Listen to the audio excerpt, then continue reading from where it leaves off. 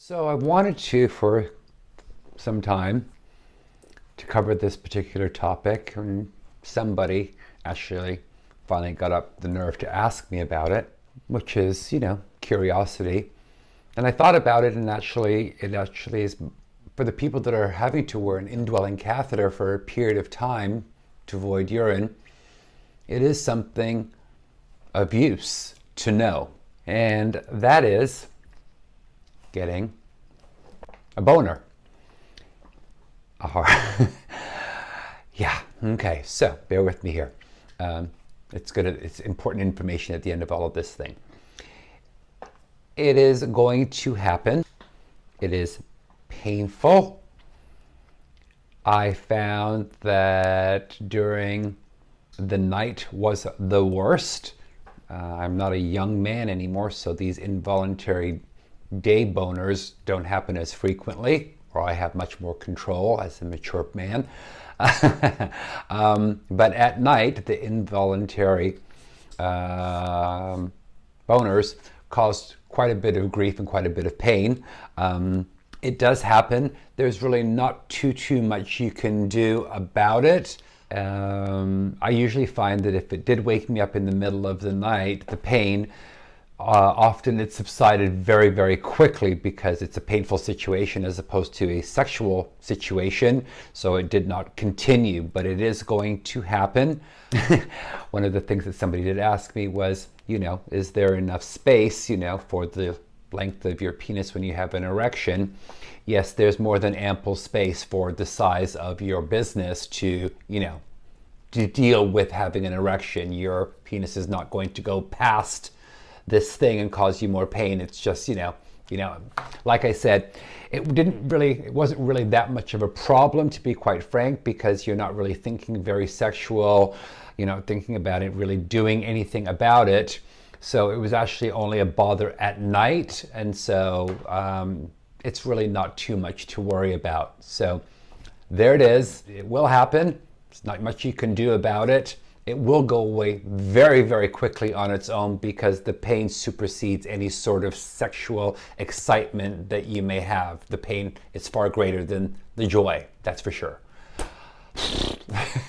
There it is. To go along with the topic of what happens when you get an erection with a catheter in your body, here it is. Masturbation or intercourse or anything else sexual. For me personally,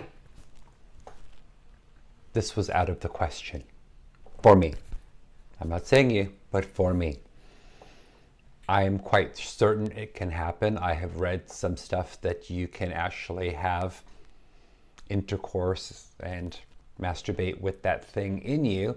One of the weirder things that I found, right? Let me use my example as the catheter and my finger as the penis, is that there was one website that suggested that you can bend this whole thing back like this and using surgical tape this back, and then you can.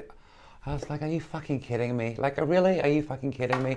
Yeah, no. So now, full disclosure, there was a thought, I'm only human, about, having a session. And I live alone. So, those of you who have your spouses and everything, you're going to have a serious conversation about sexual activities. But coming from a person on my own, I thought that I could get away with it, but that actually came to a screaming halt really, really quickly. So you all know how I felt about looking down there. You can only imagine. Yeah, okay, that's all I'm going to say about that. And I guess while I'm at it, yes, maybe you want to, but for me personally, it was not something that I wanted to do or had any interest in doing. I was able to control myself for a very short 3 months, and it's not because I have some great power mind over body. It was just like I felt like I was broken, and it just was the last thing on my mind. Also, to knowing full well that just walking alone or sitting daily caused trauma to my insides, right? I can't imagine beating the meat, like, and what that would freaking do to the insides of my body. So it was out of the question, didn't happen. There was no buildup of, semen in the body that cannot pass out. It was just, for me, it was out of the question. For you, it may not be, but it does happen. The urge is there.